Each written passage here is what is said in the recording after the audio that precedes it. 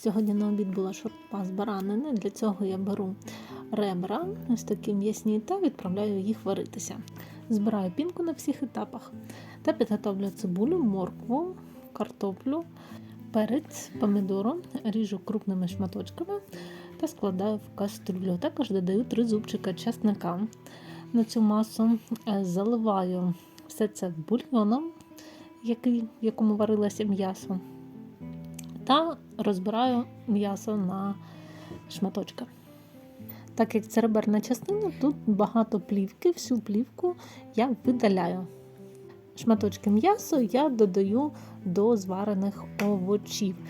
Також я нарізаю зелену кінзу і додаю до бульйону.